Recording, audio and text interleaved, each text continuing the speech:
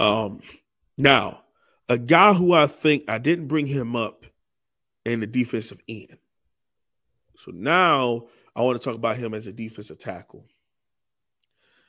And that is a guy who's, pushing 6'7", 260 pounds. Now, unfortunately, he is on campus. Perfect. And that is Collins Acheampong. I rarely get too hyped about young guys.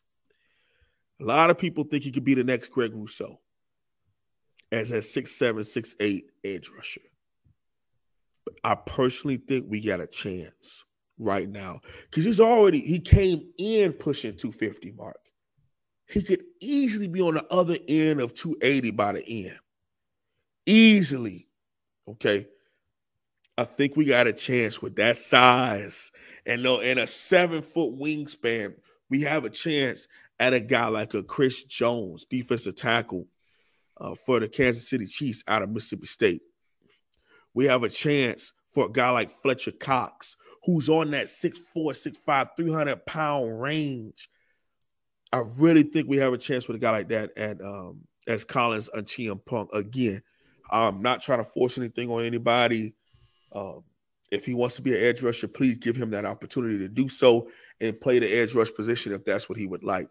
But for me, my eyes, what I think he can be a vicious one technique, man. I mean, Mark. There's a guy who played at Miami. 15 years ago now, 12 years ago now, by the name of Calais Campbell. Mm-hmm. He was a defensive end guy at Miami. Played at like 230, 240. Gets to the NFL. Now he's 6'8", legit 6'8", not like 6'6" and like build at 6'8". No, he got to the combine and they're like, wow, this guy is 6'8". Okay, gotcha.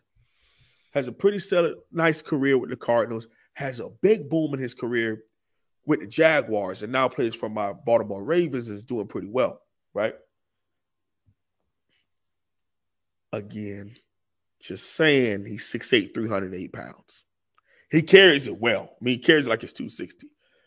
But when you have that kind of frame and you have that kind of arm length, I think you do yourself a great favor being that close to the quarterback as a 3 technique or 2-eye technique, as opposed to trying to find him off the edge where I believe the way he carries his body type, he'll be very, very athletic against these guards, where I think he could have a great, great career as a defensive tackle when I'm talking about Collins Acheampong. So that's the reason why I had not brought him up in the defensive end edge rush part of it.